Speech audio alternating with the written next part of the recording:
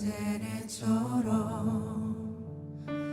밤엔 달처럼 그렇게 살 순 없을까.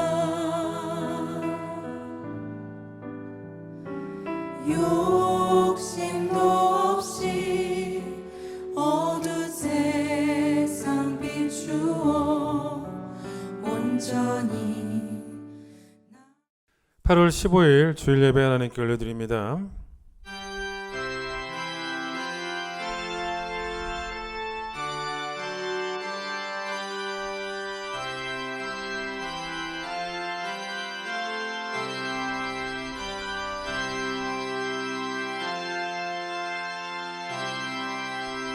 온 땅이여 여호와께 즐거운 찬송을 부를지어다. 기쁨으로 여호와를 섬기며 노래하면서 그의 앞에 나아갈지어다.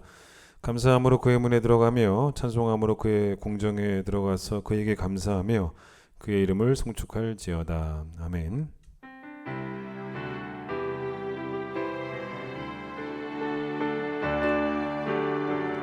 지존하신 주님 이름 앞에 모두 무릎 꿇고 다 경배. 거룩하신 주님 보좌 앞에 엎드려 절하세.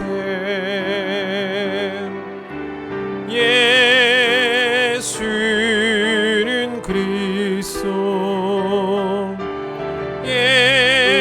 예수는 주,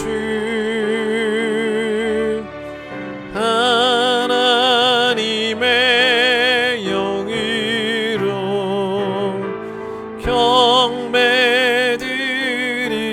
경배드리리.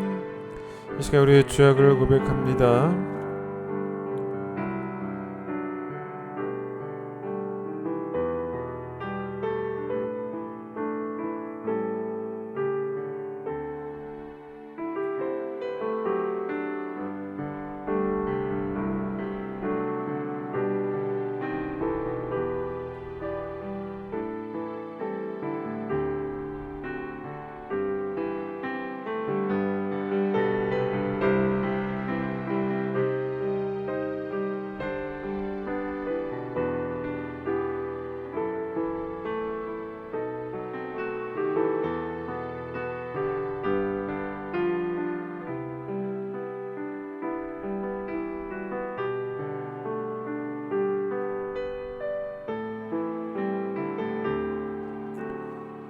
여호와는 긍휼이 많으시고 내로우시며 노하기를 더디하시고 인자하심이 풍부하시도다. 우리의 죄를 따라 우리를 처벌하지는 아니하시며 우리의 죄악을 따라 우리에게 그대로 갚지는 아니하셨으니 동이 서에서 먼 것 같이 우리의 죄가를 우리에게서 멀리 옮기셨느니라.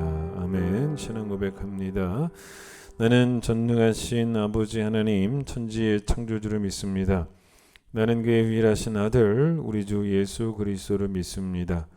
그는 성령으로 잉태되어 동정녀 마리아에게서 나시고 본디오 빌라도에게 고난을 받아 십자가에 못 박혀 죽으시고 장사된 지 사흘 만에 죽은 자 가운데서 다시 살아나셨으며 하늘에 오르시어 전능하신 아버지 하나님 우편에 앉아 계시다가 거기로부터 살아있는 자와 죽은 자를 심판하러 오십니다. 나는 성령을 믿으며 거룩한 공교회와 성도의 교제와 죄를 용서받는 것과 몸의 부활과 영생을 믿습니다. 아멘. 280장입니다.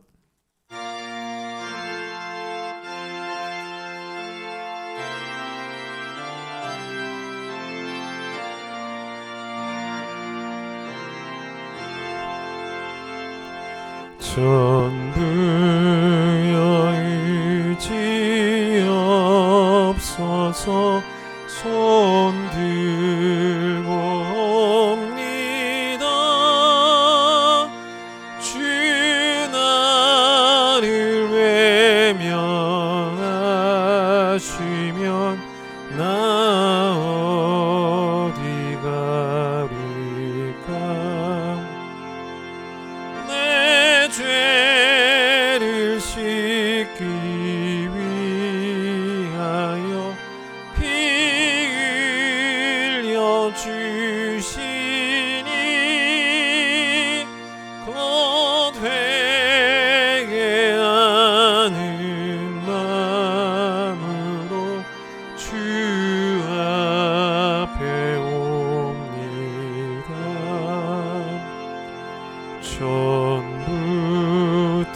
계신 주께서 영죽을 죄인을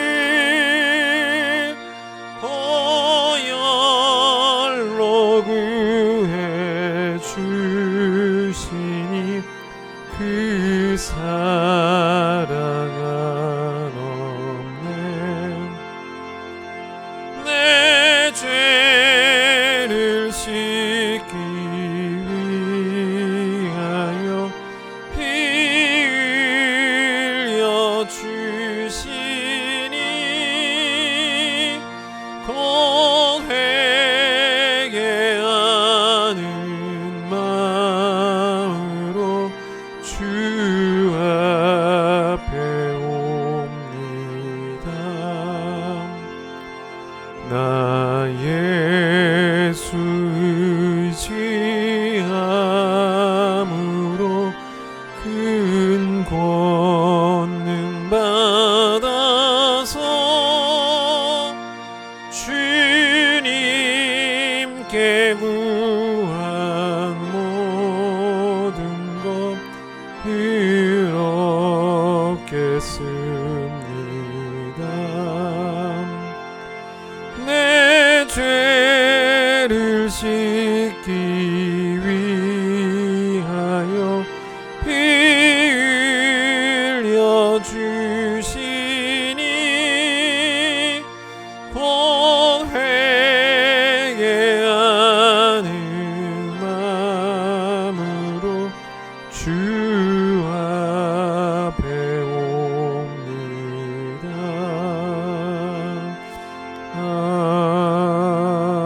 아멘. 요한계시록 3장을 보도록 하겠습니다. 요한계시록 3장 1절로 6절까지 말씀을 제가 읽도록 하겠습니다. 요한계시록 3장 1절로 6절입니다. 사대교회 사자에게 편지하라. 하나님의 7영과 7배를 가지신 이가 이르시되 내가 내 행위를 아노니 내가 살았다 하는 이름은 가졌으나 죽은 자로다. 너는 일깨어 그 남은 바 죽게 된 것을 굳건하게 하라. 내 하나님 앞에 내 행위에 온전한 것을 찾지 못하였노니 그러므로 내가 어떻게 받았으며 어떻게 들었는지 생각하고 지켜 회개하라. 만일 일깨지 아니하면 내가 도둑같이 이르리니 어느 때에 내게 이르는지 너가 알지 못하리라. 그러나 사대에 그 옷을 더럽히지 아니한 자 몇 명이 내게 있어 흰 옷을 입고 나와 함께 다니리니 그들은 합당한 자인 영고라. 이기는 자는 이와 같이 흰 옷을 입을 것이요 내가 그 이름을 생명책에서 결코 지우지 아니하고 그 이름을 내 아버지 앞과 그의 천사들 앞에서 시인하리라. 귀 있는 자는 성령이 교회들에게 하시는 말씀을 들을지어다. 아멘. 오늘은 김오른 집사님 기도십니다. 기도드리겠습니다. 천지 만물을 창조하시고 주관하시는 전능하신 하나님 아버지, 유난히도 두렵고 어려운 시간들 중이지만 하나님 아버지의 은혜와 사랑으로 이겨내게 하시고 거룩한 주일에 이렇게 한자리에 모여 한마음 한뜻으로 예배하게 하시니 감사와 찬양을 올려드립니다. 이 시간 또한 비록 같이 모이지는 못하고 영상으로 드려지는 예배 가운데도 성령님 함께 하시어 신령과 진정으로 드려지는 예배 될 수 있도록 인도하여 주시옵소서. 은혜가 풍성하신 하나님 아버지, 이 시간 눈물로 회개하며 주님께 간구하옵기는 고개 숙인 저희들 모두 지금의 나 자신을 돌아보며 고백하게 하시옵소서.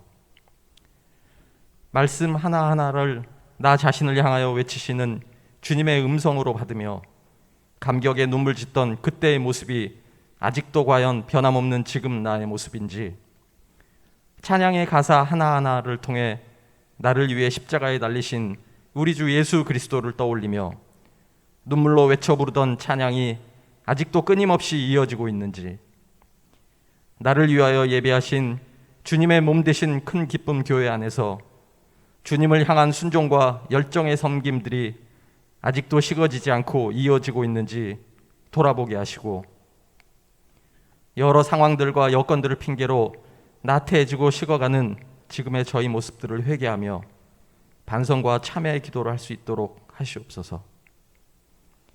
전능하신 하나님 아버지, 이 시간 또한 간절히 간구하옵기는 온 나라와 온 세상이 지금 유례없는 바이러스의 창궐로 고난 중에 있습니다.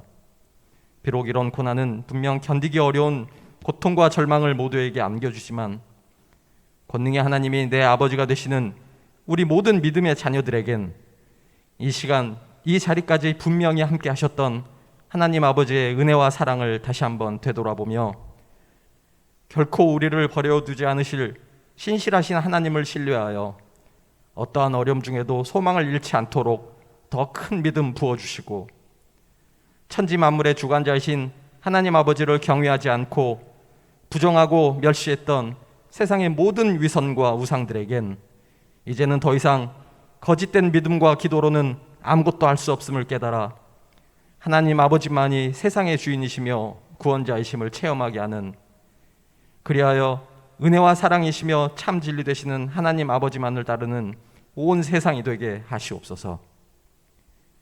눈에 보이지도 않는 작은 바이러스 앞에서 아무 힘없이 쓰러지며 두려움에 떠는 인간들을 보며 주님의 은혜 아니면 인간은 얼마나 나약하고 능력 없는 존재인지를 처절하게 깨닫게 하시고 온 세상이 하나님 아버지를 두려워하고 오로지 하나님 아버지만을 의지하며 모든 세상 열방들이 하나님 아버지께 돌아오는 역사가 일어나게 하시옵소서.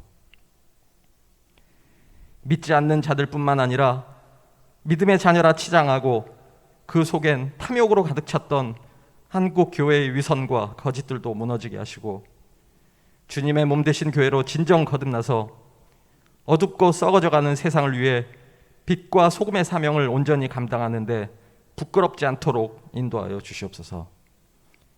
거룩하신 하나님 아버지, 지난달부터 몇 주간 다음 세대를 이끌어갈 교회학교 아이들을 위한 여름 성경학교가 각 부서별로 진행 중에 있습니다.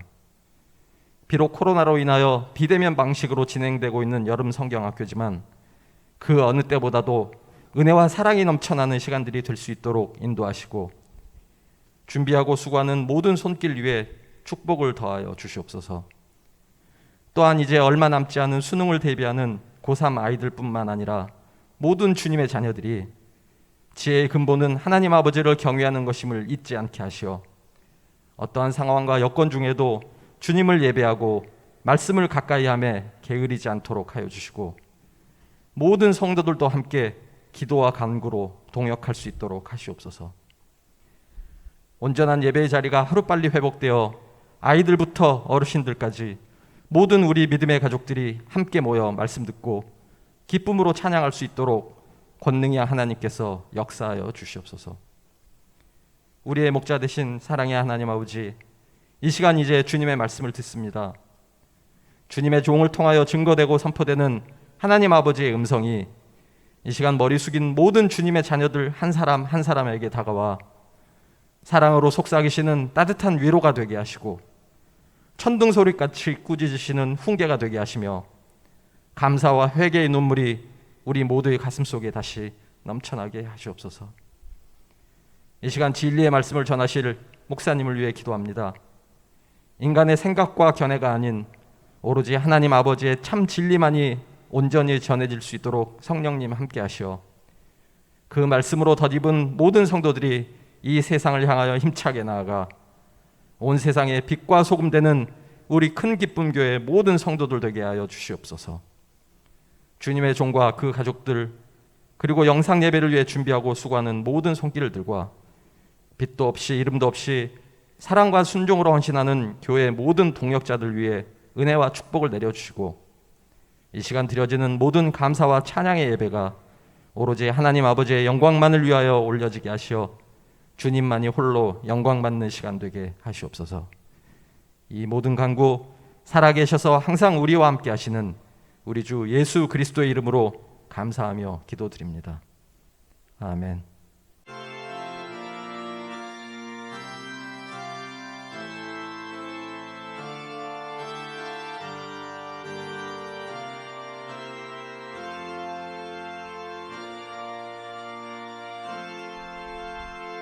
봉헌하겠습니다.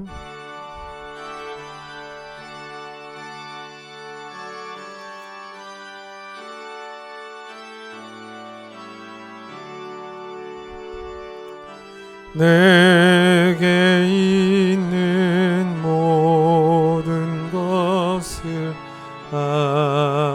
아낌없이 드리네. 사랑하고 의지하며 주만 따라 살리라. 주께 드리네. 주께 드리네.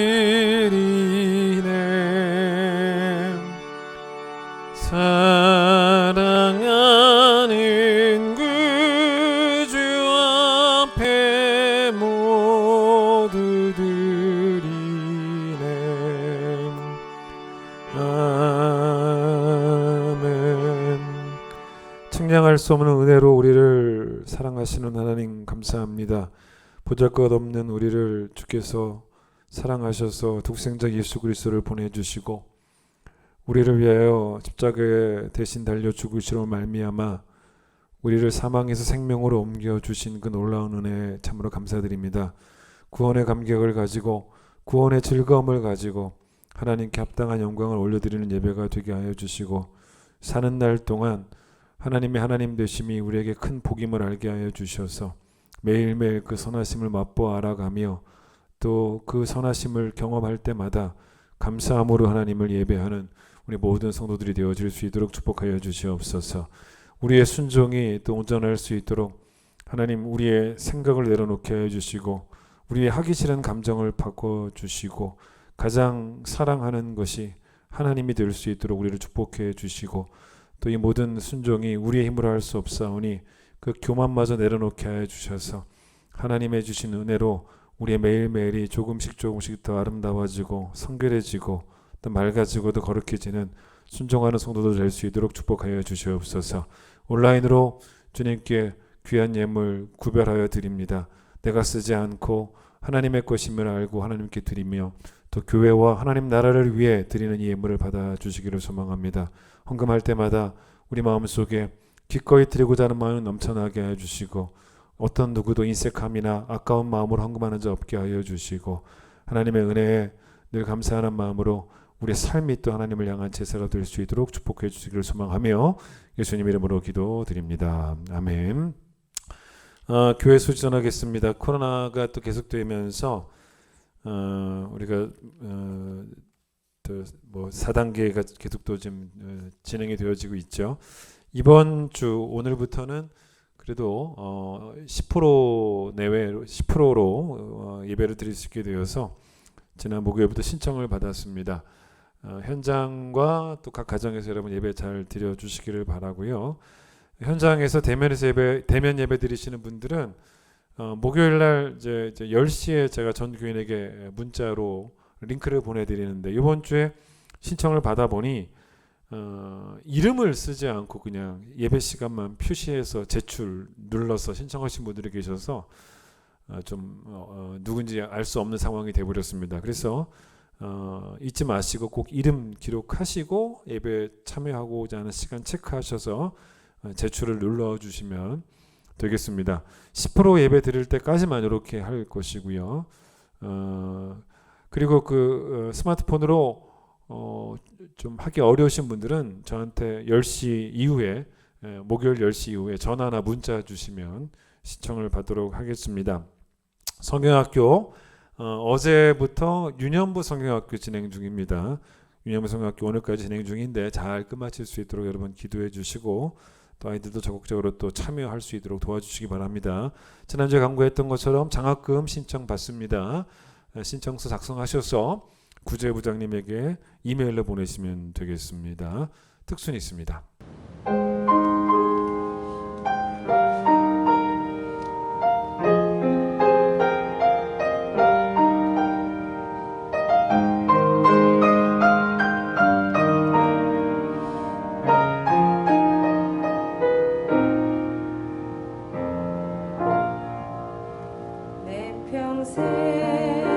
살아온 길 뒤돌아보니 내 인생 길 오직 주의 은혜라. 내 평생 살아온 길 뒤돌아보니 짧은 내 인생 길 오직 주의 은혜라. 주의 은혜라 주의 은혜라 내 평생 살아온 길 주의 은혜라 주의 은혜라 다함이 없는 사랑. 달려갈 길 모두 마치고 주 얼굴 볼 때 나는 공로 전혀 없도다 오직 주의 은혜라. 지금까지 지내온 것 주의 크신 은혜라. 한이 없는 주의 사랑 어찌 이루 말하랴. 자나깨나 주의 손이 항상 살펴주시고 모든 일을 주 안에서 형통하게 하시네. 주의 은혜라 주의 은혜라 내 평생 살아온 길 주의 은혜라 주의 은혜라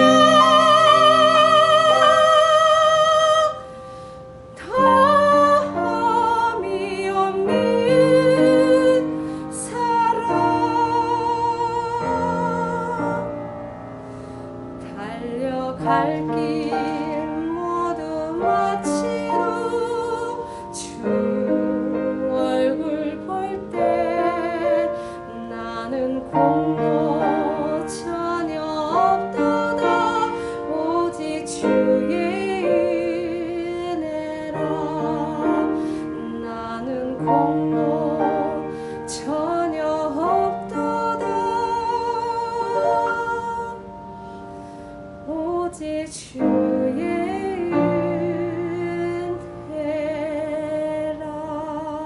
은혜라. 예, 우리 함께 찬양하겠습니다.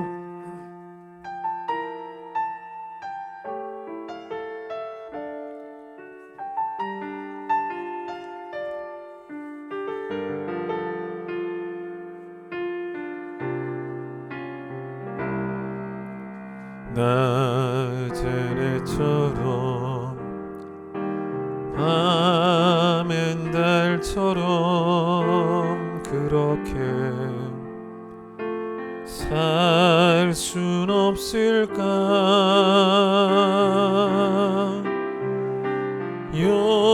욕심도 없이 어두운 세상 비추어 온전히 남을 위해 살듯이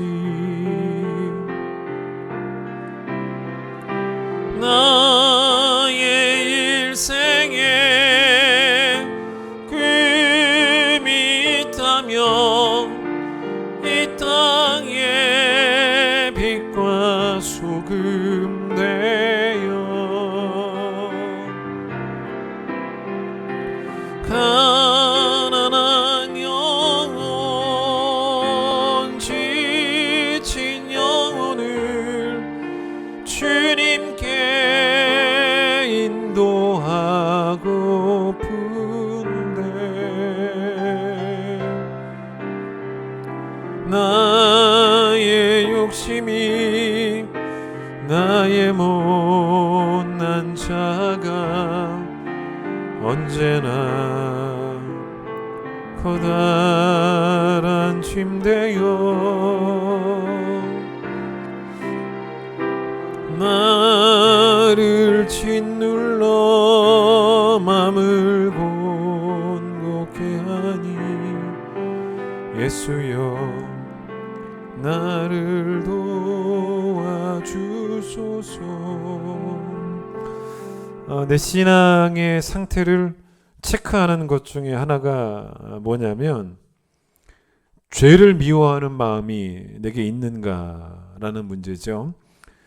예수님이 누가복음 18장에서 바리새인과 세리의 기도를 비유로 드시면서 바리새인이 기도하러 성전에 와서 고개를 빳빳이 들고 하나님 앞에서 자랑을 합니다. 자기는 토색도 안 했고 불의도 안 했고 간음을 하는 자들과 같지도 않고 또 저기서 기도하는 세리와도 같지 않고 자기는 1회 2번씩 금식을 하고 소득의 11조를 잘 구별해 드리고, 그런데 세리는 고개도 들지 못하고 가슴을 치면서 뭐라고 기도하냐면 자기를 불쌍히 여겨달라라고. 근데 세리가 왜 자기를 불쌍히 여겨달라고 기도했냐면, 주님, 제가 지금 여러 가지 어려운 상황들 가운데 있는데 나를 불쌍히 여겨주시고 긍휼히 여겨주셔서 나를 그 어려운 상황에서 건져주세요 라고 기도한 게 아니에요. 그게 아니고, 하나님 나를 불쌍히 여겨주시옵소서, 나는 죄인입니다 라고 말합니다. 내가 회개하니 나를 용서해 달라라고, 용서의 긍휼을 베풀어 달라라고. 근데 이제 이 비유를 드시면서 예수님은 결국은 이 비유 속에서 누구를 믿음의 승자라고 하셨냐면 세리의 손을 들어주셨단 말이에요. 그러니까 신앙이 좋은 사람은 바리새인이 아니었고 세리였다는 겁니다. 왜냐?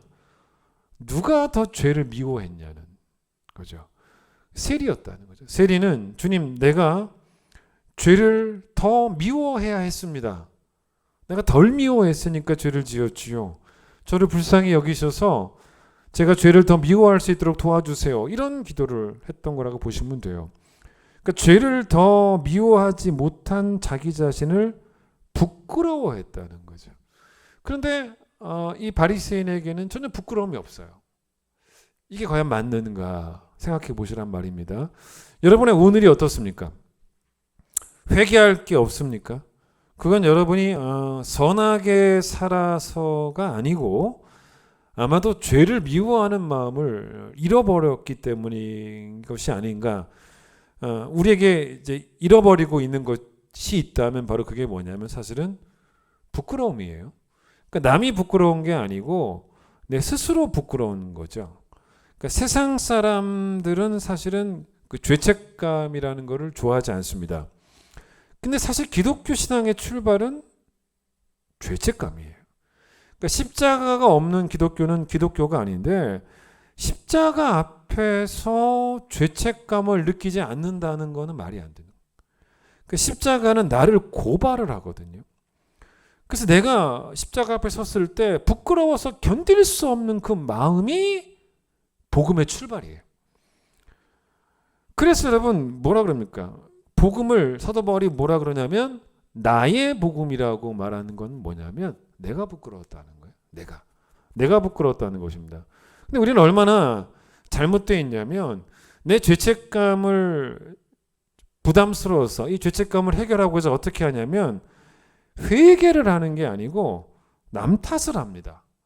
그 남 탓해놓고서는 내 속사람은 이제 거짓된 평안을 누리는 거죠. 여러분 남 탓이 위험하죠. 왜냐하면 이거는 복음의 정신과 완전히 반대로 가는 거예요. 그러니까 자기는 십자가 앞에 안 서는 거죠.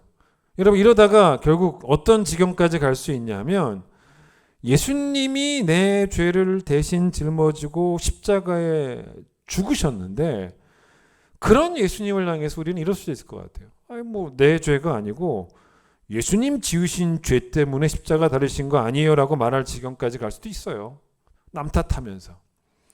여러분 이스라엘 백성의 광야 40년이 어땠습니까? 누구 하나 죄책감을 느끼지 않아요. 아주 메마른 공동체였습니다. 건조하고 메마른 공동체였어요. 전부 다 모세 탓하고 하나님 탓하기 바쁜 사람들이었고, 이 공동체는 회개의 공동체가 아니었고 정죄의 공동체였습니다. 그 정죄가 나를 향한 정죄는 회개지만 남을 향한 정죄니까 비난이 되는 거죠. 이스라엘 역사 가운데 여러분, 이스라엘 공동체의 제2의 시작, 제2의 출발을 언제라고 보냐면, 그게 다 이유가 있어요. 이스라엘 공동체의 제2의 출발은 느헤미야 8장이에요. 왜 그러냐? 여러분, 이스라엘 이 공동체가 하나님의 심판을 받고 바벨론 포로 생활을 하게 되어집니다. 그때 예루살렘 성전도 다 무너지고 성벽도 다 무너집니다. 그리고 나서 포로 생활을 한참 동안 하고 나서, 포로 생활을 마치고 나서 이스라엘 백성들이 다시 고향으로 돌아올 때 그 귀환이 한 번에 이루어진 게 아니고 3차에 걸쳐서 귀환이 이루어져요. 1차 귀환이 BC 537년이었는데 그 귀환의 인솔자가 누구였냐면 수룹바벨이었고, 이때 제일 많이 돌아왔어요, 숫자적으로도. 그런데 수룹바벨이 돌아와서 뭘 하냐면 성전을 다시 재건합니다. 물론 사이즈가 좀 작긴 했지만 옛날에 그 솔로몬 성전과 비교해서는, 어쨌든 간에 성전 공사를 시작해서 BC 516년에 성전 공사를 완공을 합니다. 그래서 그 성전을 수룹바벨 성전이라고 이름을 불렀어요. 근데 이제 그 다음에 이제 2차 귀환은 BC 456년에 에스라가 인솔을 해서 귀환을 합니다. 1차보다는 숫자가 적었습니다. 그 다음에 3차 귀환은 느헤미야가 예루살렘으로 돌아온 시점으로 보는데 그게 BC 444년이에요. 그래서 느헤미야가 귀환을 해서 이제 성전이 이미 건축이 되어 있고, 이제 성전을 중심으로 해서 예루살렘에 성벽을 쌓습니다. 근데 그 성벽을 52일 만에 다 완공을 해요. 근데 여러분, 이 시대 성벽이 보여주는 정치적 메시지가 사실은 있어요. 성벽을 쌓는다는 의미는 뭐냐면 정치적인 자주권이 있다라는 걸 보여주는 겁니다. 그러니까 이스라엘 백성이 자기들이 이제는 포로 생활을 끝내고 돌아왔다는 거예요. 이제는 해방됐다는 것입니다. 그래서 이제 포로 생활을 하지 않고 자주적인 나라가 되었다라는. 그리고 이 이스라엘의 정치적인 중심지가 어디예요? 예루살렘이지 않습니까? 그러니까 예루살렘을 그 외부의 적으로부터, 외부의 세력으로부터 보호한다라는 차원에서도 성벽을 쌓는 거예요. 그러니까 성벽이 주는 정치적인 메시지는 컸어요. 그런데 이렇게 성벽을 건축한 이야기가 느헤미야 1장부터 7장까지입니다. 그런데 지금 이 이스라엘 공동체는 정치적인 메시지를 주는 게 중요한 게 아니에요. 다른 민족이 봤을 때 저 민족은, 저 나라는 이제 다시 시작하는구나 라는 메시지가 보이는 게 중요한 게 아닙니다. 그게 중요한 게 아니고 이스라엘 공동체가 하나님 앞에서 다시 출발을 해야 되는 거예요. 그래서 이스라엘 공동체는 여러분 어떤 공동체입니까? 다른 민족과는 달리 거룩한 공동체 아닙니까? 그러면 거룩한 공동체의 출발은 외형적으로 나라의 모습을 갖추는 게 아니란 말이에요. 성벽 쌓고 성전 건축하고 그게 다가 아닙니다. 부끄러움이 회복되기 전까지는 그 나라는 나라가 아닌 거예요. 그러니까 부끄러움이 회복이 돼야 되는 거예요. 그래서 여러분 느헤미야 8장에 보시면요, 이 모든 성벽 공사를 다 끝마치고 난 다음에 학사 겸 제사장이었던 2차 포로 귀환의 인솔자였던 에스라가 수문학 광장에서 말씀 집회를 하는 장면이 나옵니다. 그런데 그 8장 1절을 보시면요, 에스라를 초빙했을 때 에스라를 초빙한 게 느헤미야가 아니었어요. 백성들이 자발적으로 말씀 집회를 추진을 합니다. 에스라를 초청을 한 것입니다. 이게 아주 사실 고무적인 거죠. 아주 좋은 거죠. 근데 보통 여러분 이게 어떻습니까? 그 절기 행사, 뭐 집회 이런 것들을 성전에서 보통 했지 않습니까? 성전과 또 뭐 성전 뜰과. 그런데 지금 이 집회 장소는 성전이 아니에요. 수문 앞 광장이라는 것은 왜 그러냐면 엄청난 많은 인원이 참여를 한 거예요. 그 성전이 커버가 안 되는 거죠.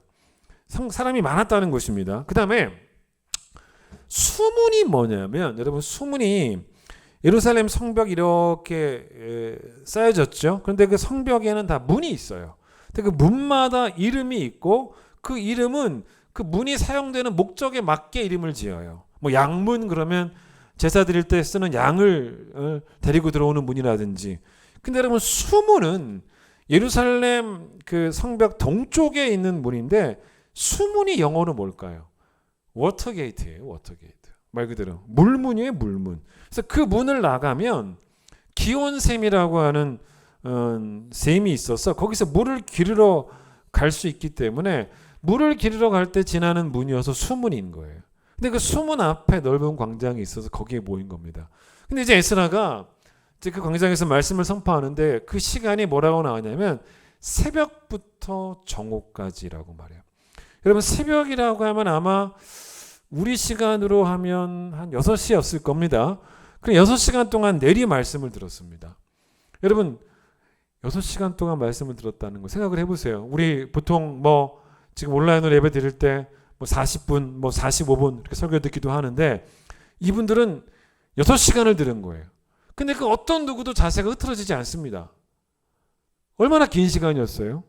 그런데 이 백성들이 그렇게 6시간 동안 에스라가 읽어주는, 또 선포하고 해석해주는 말씀을 들으면서 엄청난 충격에 빠져요. 왜 그러냐면 다 보게 된 거예요. 뭐를? 내 죄와 내 죄로 인한 그 비참함과 내 죄로 인한 위험함들을 다 보게 된 것입니다. 그래서 여러분, 느헤미야 8장에 보시면 어떻게 기록되어 있냐면 9절에 백성이 율법의 말씀을 듣고 다 우는지라. 다 울었다는 거예요. 한 명도 빠짐없이 다 울었다는 거예요. 모든 나라가 회개했다는 거예요. 저는 이런 부흥의 역사가 다시 지금 이 시대에 한국교회 그리고 우리 큰기쁨교회 일어나야 된다고 생각합니다. 모두 다 울었다는 것은 아무도 남 탓하는 사람 없었다는 것입니다. 나는 너가 부끄럽다가 아니에요.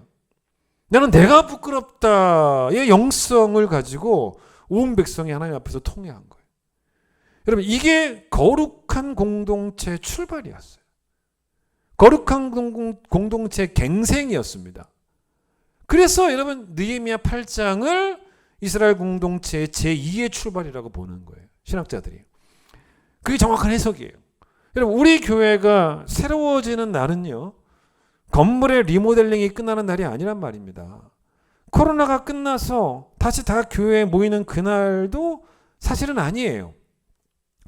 여러분, 다시 우리가 예전처럼 그렇게 교회에 다 모여서 예배를 드려도 그 모임이 내가 죄인인 줄 아는 사람들의 모임이 아니라 목이 곱고 심령이 강팍한 사람들의 모임이 된다면 그런 교회는 복음의 정신이 없는 거예요. 복음의 정신이 살아있는 교회도 아니고 하나님이 기뻐하시는 교회가 당연히 아닙니다. 회개가 없는 교회는 죽은 교회예요. 오늘 교회에 나와서 예배를 드리든지 간에, 아니면 여러분이 온라인으로 예배를 드리든지 간에, 여러분이 어디서 예배를 드리든지 간에 선포되어지는 말씀을 숨죽이고 들으셔야 되는 거예요. 엄중하게 들으셔야 되는 거예요. 그리고 그 말씀의 고발 앞에서, 그 말씀에 거침없이 들춰내는, 말씀이 거침없이 들춰내는 그 내 부끄러운 일들을 절대로 모른 척하지 말고 그 부끄러움들을 용기 있게 만나는 믿음, 그 믿음이 회복될 때 우리 교회가 새로워지는 거예요. 그게 수문학 광장에서 있었던 일입니다. 죄책감이 싫어가지고 비정상적으로 해결하려고 했던 그런 야비함과 그런 비겁함도 다 내려놓고 하나님과의 관계 회복이 내 인생에 정말 중요한데, 그 관계 회복의 첫 출발이 죄책감이라는 것을 아는 그런 성도들이 넘쳐나는 교회가 되어야 되는 거예요. 여러분, 부끄러워할 줄 아는 교회가 복음적인 교회입니다. 회개를 위한 첫 발걸음이 뭐겠습니까? 부끄러워하지 않는 나를 부끄러워하는 것부터 출발해야 되는 거예요. 부끄러움을 잃어버린 나를 부끄러워하는 거예요. 누가 이런 표현을 했습니다. 제가 책에서 읽었는데 부끄러움은 나에게 드는 회초리라고 표현을 하더라고요. 파렴치라는 말 여러분 들어보셨죠? 이 파렴치가 여러분 한자로 어떤 말이냐면 이 파가 깨트릴 파예요. 깨트린다는 것입니다. 뭘 깨트립니까? 절대로 깨트리면 안 되는데 뭘 깨트렸냐면 염치를 깨트렸다는 거예요. 염치가 사람에게 있어야 되는데 염치를 파했다는 거예요. 그게 파렴치예요. 근데 우리가 어디 여러분 사람이기만 합니까? 우리는 성도이기도 한데 성도는 반드시 뭐가 있어야 되냐면 염치가 있어야 되는 거예요. 근데 여러분 염치가 또 한자로 뭔지 아십니까? 염이 청렴할 염자예요. 그리고 치가 부끄러워할 치입니다. 그러니까 성도에게는 청렴하고 깨끗하게 살고자 하는 마음과 동시에 그것을 실패했을 때 부끄러워할 줄 아는 마음이 필요하다는 거예요. 그게 염치예요. 근데 그게 없으면 뭐가 되는 거예요? 파렴치가 되는 거예요. 제가 설교 위해서 좀 조사를 해보니까 이 염치라고도 하고 이 염치가 또 어떻게도 이제 발음이 바뀌었냐면 얌치라고도 한다는 거예요. 저도 이번에 처음 알았어요. 근데 여러분 이 염치와 얌치는 발음만 다르지 의미는 같다는 거죠.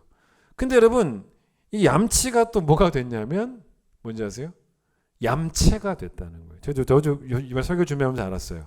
근데 얌체가 되면 희한하게도 발음만 다른 게 아니고 뜻도 바뀌어 버린다는 겁니다.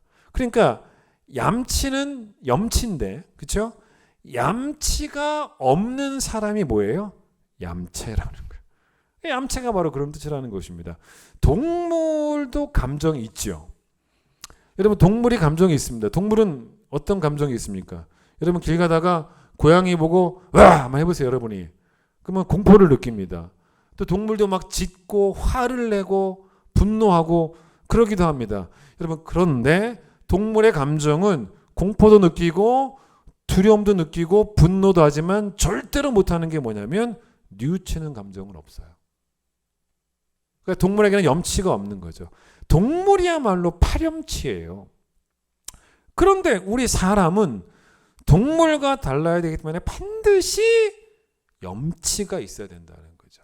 그러니까 청결하게 사는 삶에 실패했을 때는 반드시 부끄러움이 있어야 된다는 거예요. 그게 바로 염치입니다. 요한계시록 3장 오늘 보면 보세요.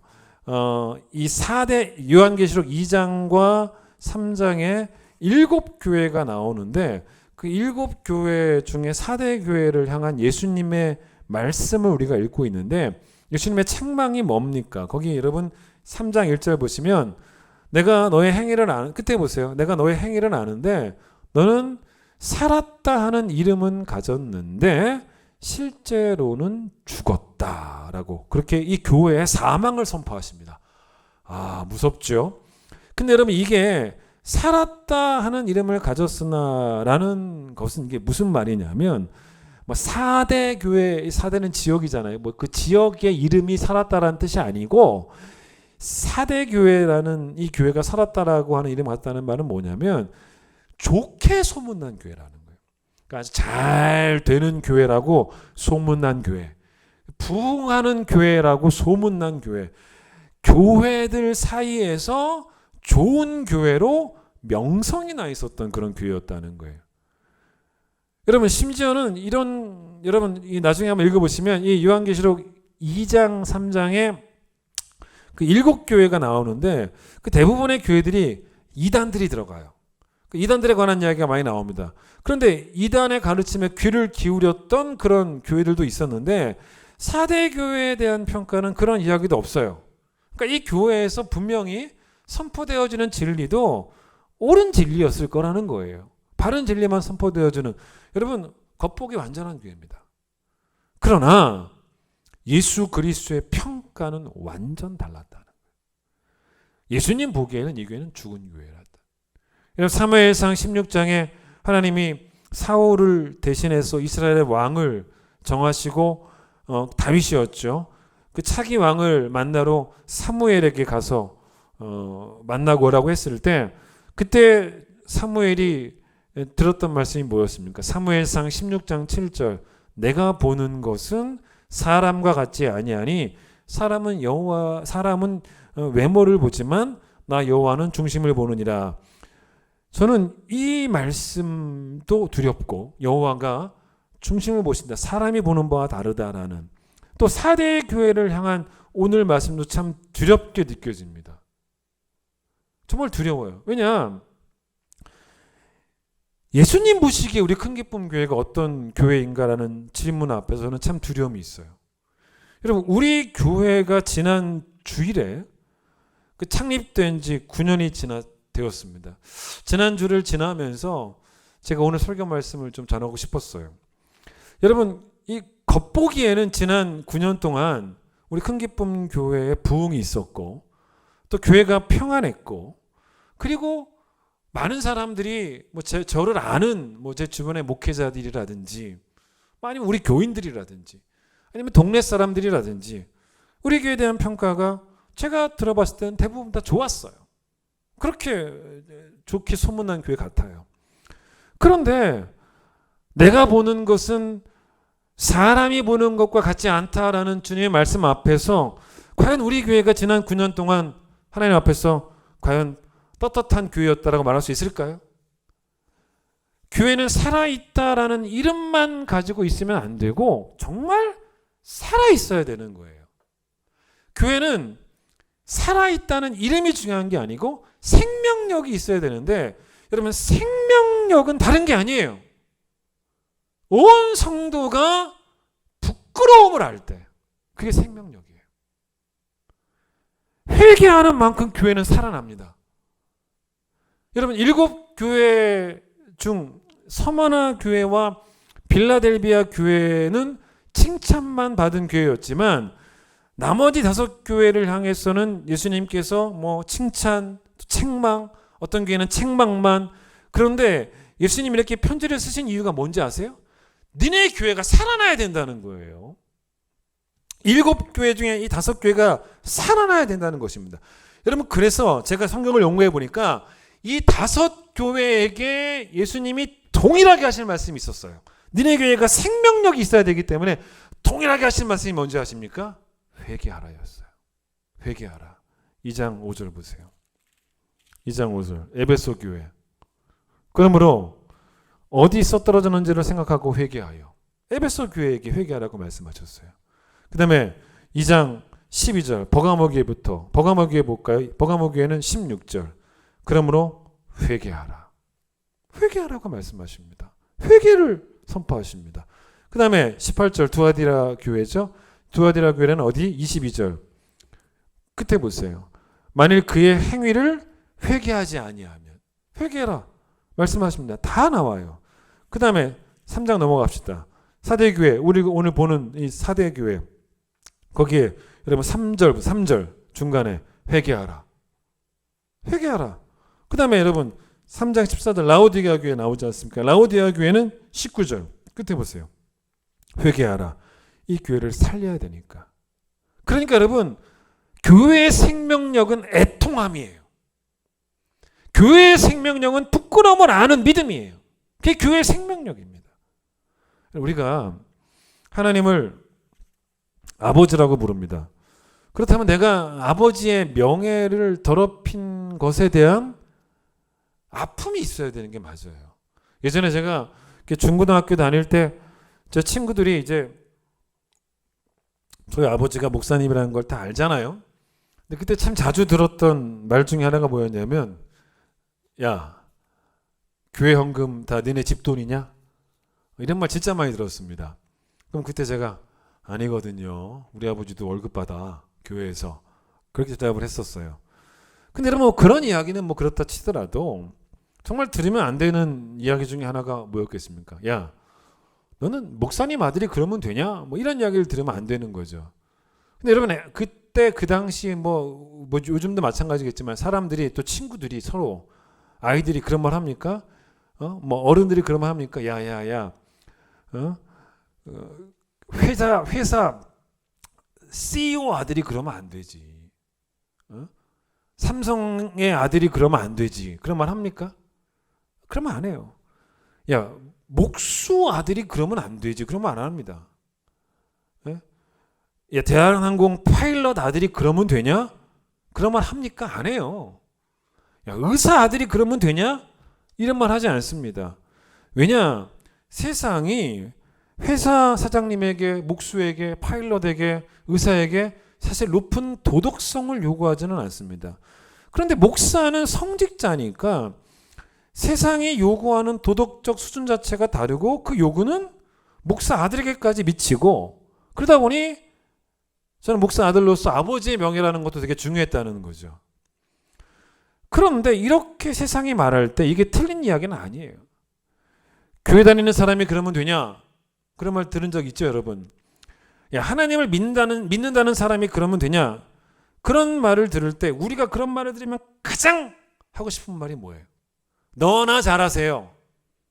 그런데 절대로 그렇게 말하면 안 돼요. 우리는 잘해야 되는 게 맞습니다. 왜냐하면 우리는 하나님의 자녀이기 때문에. 그런데 이거는 세상이 우리에게 요구하기 전에 하나님이 요구하시는 거예요. 여러분, 하나님 아버지는 하나님의 도덕성을 하나님의 자녀들에게 요구를 하세요.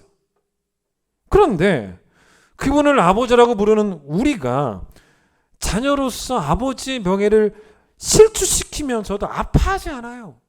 부끄러워하지 않습니다. 근데 왜 아파하지 않습니까? 우리가 예전에 불렀던 찬양 가운데 하나님의 자녀로 명예 지켜가며, 너무 가사가 좋잖아요. 그런 일에 관심이 없어요.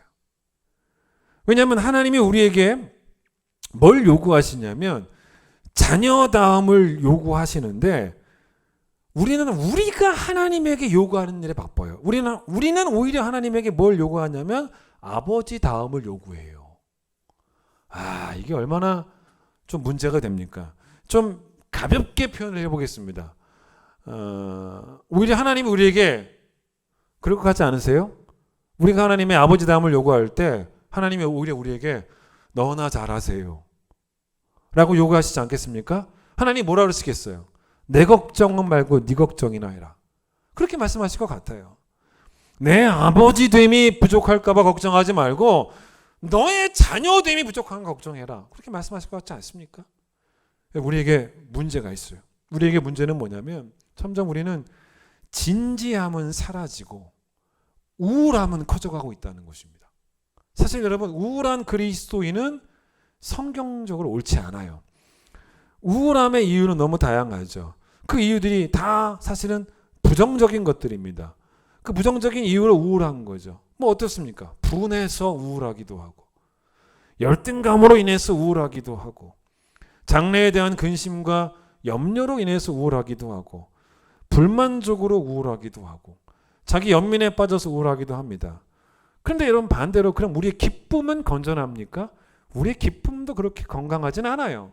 우리의 기쁨은 뭡니까? 쾌락으로 인한 기쁨입니다.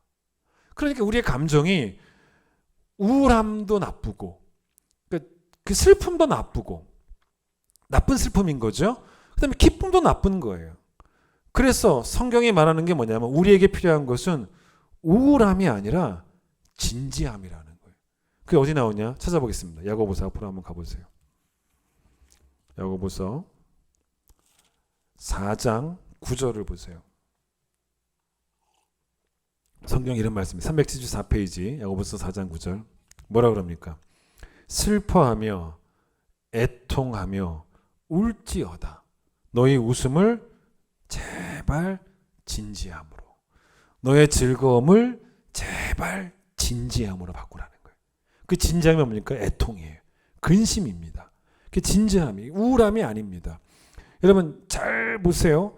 여기 뭐라고 말하냐면 이 본문은 지금 우리에게 울라라고 말하는 게 우울하라고 말씀하시는 게 아니에요. 진지하라고 말씀하시는 거예요.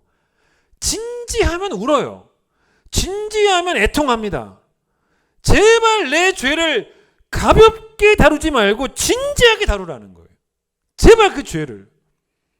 여기서 말하는 웃음도 선한 웃음이 아니에요. 선한 즐거움이 아닙니다. 값싼 즐거움, 쾌락이에요. 그러니 결국 여기서는 이 본문은 두 가지 문제를 다 지적하는 겁니다. 우리가 두 가지에 빠져 있는 게 딱 우리 모습이에요. 첫 번째, 성도인데 쾌락에 빠져 있습니다. 나쁜 감정이죠. 두 번째, 우울함에 빠져 있습니다. 여러분 가만 생각해 보면 우리가 다 그래요. 맨날 쾌락에 빠져 있고 맨날 우울해요. 죄를 미워하는 게 아니고 죄 짓는 즐거움에 빠져 있고, 두 번째 여러 가지 악한 이유로 우울해하고 있고, 반면에 하나님 앞에 나와서 진짜 진지하게 너무 부끄러워서 애통했던 적이 있었냐는 거예요. 그래서 야고보서는 우리에게 진지해지라는 말을 너무너무 하고 싶어가지고 같은 의미의 말을 3번이나 구절에서 반복하지 않습니까? 슬퍼해라, 애통해라, 울지어라, 제발 좀 진지해라. 그렇게 말하고 있는 거예요. 이게 결국 뭔지 아십니까? 그럼 우리의 신앙 양심이 고장이 나고 제 기능을 하지 못하고 있는 것입니다. 우울한 감정에 빠져 있는 것이나 잘못된 쾌락에 빠져 있는 것 전부 다 신앙 양심이 죽어 있는 거예요. 여러분 신앙 양심이 일하면요, 그때는 슬퍼하고 애통하고 우는 진지함은 진짜 자연스럽게 나오는 태도가 될 수밖에 없어요. 여러분 원래 양심이라는 단어가 언어적으로 또 영어로 여러분 이 양심이 어떤 단어냐면 conscience라는 단어입니다. 이게 이제 좀 구분해 보면 con 플러스 science예요. 근데 이 con이라는 단어의 그 접두어라 그러죠. 이 con의 의미가 뭐냐면 함께, with예요. with. science라는 말의 그 의미는 뭐냐면 알다예요. 알다. 여러분 이 양심이라는 말의 의미는 되게 멋진 말입니다. 무슨 말이냐면 함께 안다는 거예요. 누구와 함께 알아요? 여러분 누구와 함께 합니까? 나와 함께 안다는 거예요. 나와 함께. 그러니까 내가 아는 바와 양심이 아는 바가 같다는 거죠. 여러분 그럼 보세요. 신앙 양심이 제대로 작동을 한번 해보세요. 그러면 여러분 정상적인 양심은 뭘 금세 알아차리냐면 내가 죄인이라는 거를 금방 알아차립니다. 그러면 그 양심의 인식이 곧 내 인식이 되는 게 맞아요. 근데 어떤 사람이 이런 말 하지 않습니까? 나는 양심상 정말 깨끗하다. 믿지 마세요. 그런 사람이 우리 가운데 과연 있겠습니까? 양심상 나는 정말 깨끗하다. 내 양심이 나는 정말 깨끗하다라고 그렇게 인식을 하고 있고 내가 그렇게 함께 알고 있다면 그 양심은 사실 고장이 나버린 거예요. 우리가 어떤 경우가 많습니까? 나는 피해자다라고 주장합니다. 그러나 정말 그러기만 할까요? 하나님 보시기에 나는 피해자이기만 하기 때문에 하나님이 나를 위로해 주시기만 하면 될까요? 천만의 말씀입니다. 양심이 제대로 작동만 하면요, 나는 가해자라는 것을 금방 알게 되고 진지해져요. 억울한 감정에 사로잡혀서 우울해하는 게 아니고 진지하게 애통하게 될 수밖에 없습니다.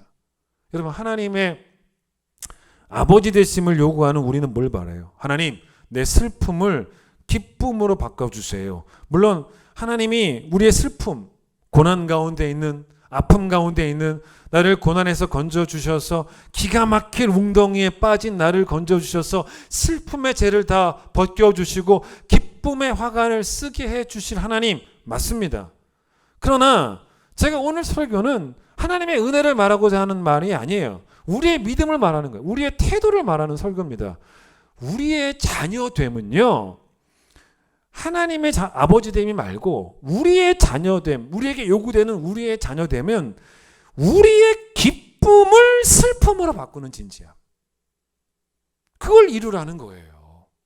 여러분 에베소서 5장 11절에 보면 너희는 열매 없는 어둠의 일에 참여하지 말고 도리어 책망하라. 저는 이 책망이라는 단어가 아주 도전적입니다. 성도는 말로 세상을 책망하는 사람이 아니고 우리의 삶으로 세상을 책망할 수 있는 능력이 있어야 된다는 거예요. 근데 이게 왜 안 됩니까? 이게 왜 안 돼요? 내가 나도 책망하지 못하는데 누구를 책망하겠냐는 거예요. 세상을 책망하기 위한 첫 번째 단계는 내가 나를 먼저 책망해야 되는 거예요.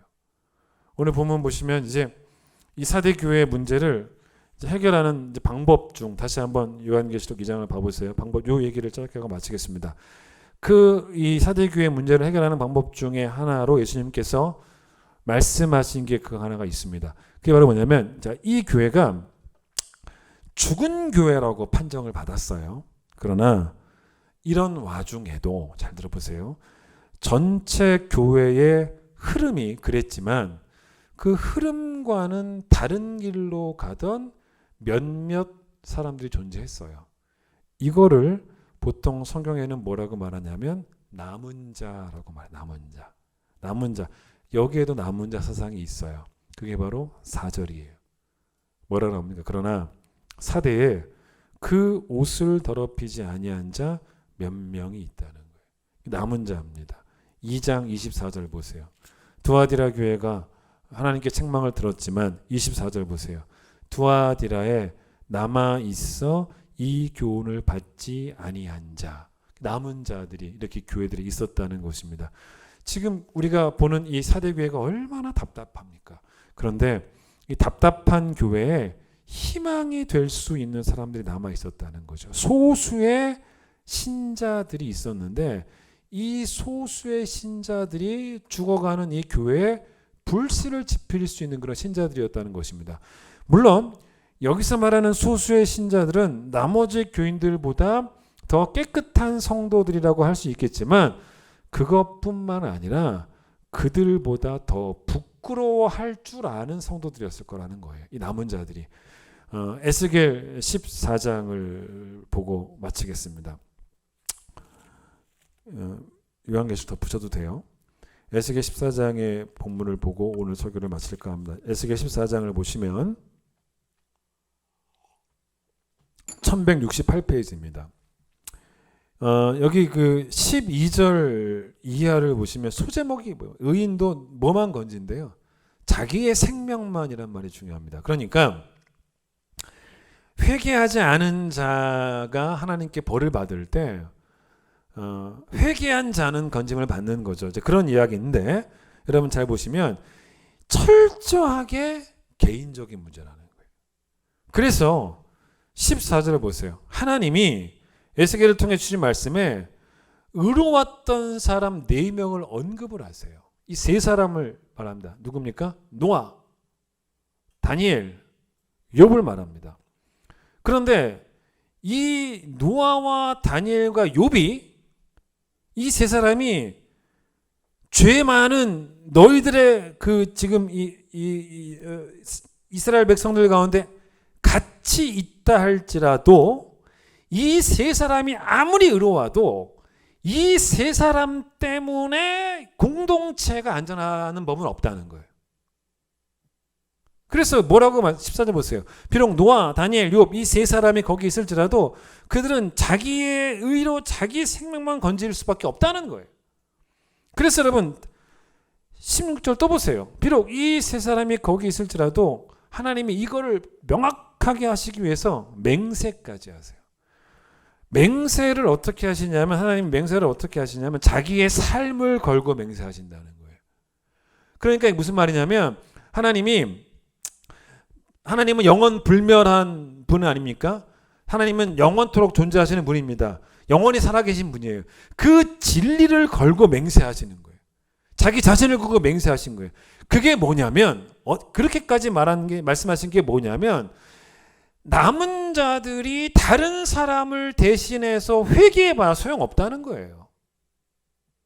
그래서 다시 보세요. 16절. 비록 이 3사람이 거기 있을지라도 나의 삶을 두고 맹세하노니 이 3사람이 자녀도 못 건진다는 것입니다.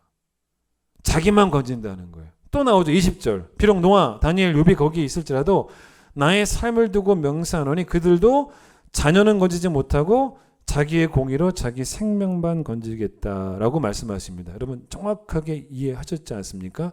그래서 남은 자들이 다른 사람을 대신해서 회개하는 건 소용없다는 거예요. 그게 아니라 지금 오늘 본문 말씀의 결론은 뭐냐면 그 대신 남은 자들이 다른 사람들을 일깨워주는 불쏘시개 역할을 할 수 있다는 거예요. 그 도구로 쓰임 받아야 된다는 거예요. 그래서 다른 사람들이 회개할 수 있도록 만드는 선한 영향력으로 쓰임 받는 게 필요하다는 거예요. 그게 성경에서는 뭐라고 말하냐면 회개의 좋은 본을 보이는 거예요. 여호수아 24장에서 여호수아가 세겜에서 이스라엘 백성들에게 섬길 자를 택해라라고 마지막 설교를 해요. 그러면서 뭐라고 말하냐면 오직 나와 내 집은 여호와를 섬기겠다라고 먼저 말을 해요.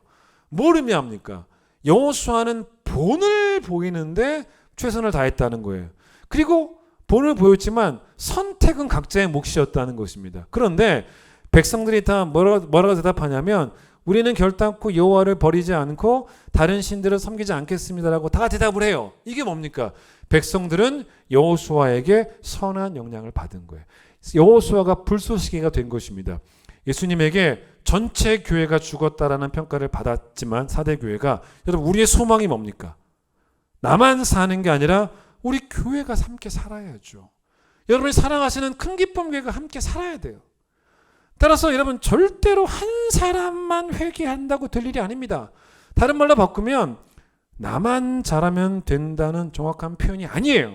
오늘 설교는 나만 잘하면 된다가 아니고 나부터 잘해야 된다는 생각을 우리 모두 해야 된다는 것입니다. 나부터 부끄러워하자는 거예요.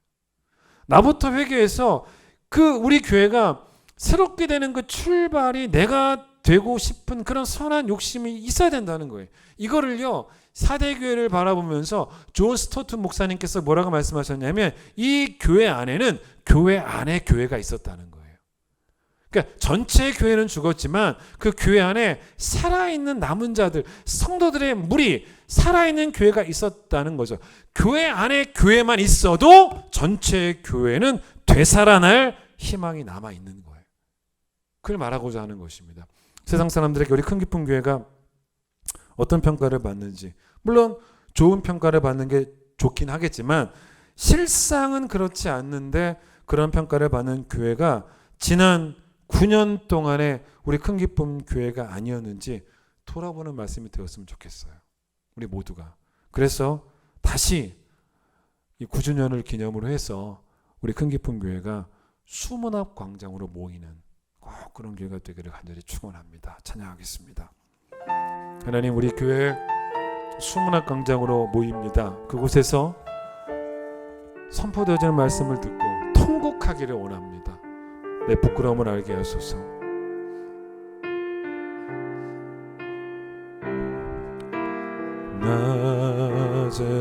나제네처럼 밤엔 달처럼 그렇게 살 순 없을까? 욕심도 없이 얻은 세상 비추어 온전히 남을 위해 살듯이 나의 일생에 꿈이 있다면, 나의 일생에 꿈이 있다면 이 땅에 빛과 소금 내어 가난한 영혼, 지친 영혼을 주님께 인도하고픈데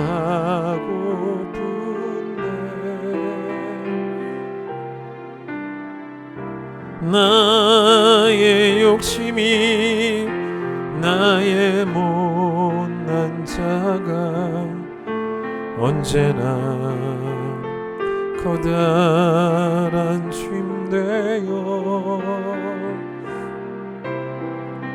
나를 짓눌러 맘을 곤곡해 하니 예수여 나를 도와주소서. 제가 이제 지난 9년 동안 우리 교회 창립기념주일에 설교할 때 사실 오늘 설교처럼 무거운 설교는 한 적이 없었어요.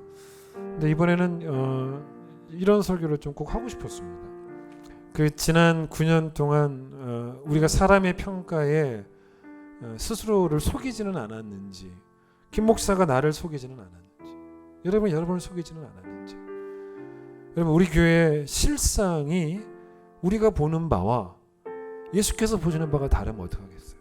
우리는 풍성해 보이는데 하나님 보시기에 우리 교회가 메말라 있다. 우리는 풍성해 보이지만 하나님 보시기에는 전혀 부끄러움을 모르는 염치 없는 사람들이 모인 교회라면 되겠습니까? 다시 우리 찬양하면서 하나님 예수님처럼 바울처럼 그렇게 살아갈 수 있도록 내 안에 부끄러움을 다시 회복시켜 주시옵소서라고 기도하기 원합니다. 예수님처럼 바울처럼, 예수님처럼 바울처럼 그렇게 살 순 없을까? 남을 위하여 당신들의 온몸을 온전히 버리셨던 것처럼 주의 사랑은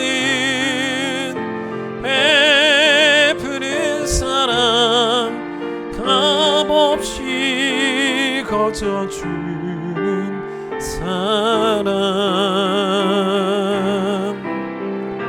그러나 나는 주는 것보다 받는 것 더욱 좋아하니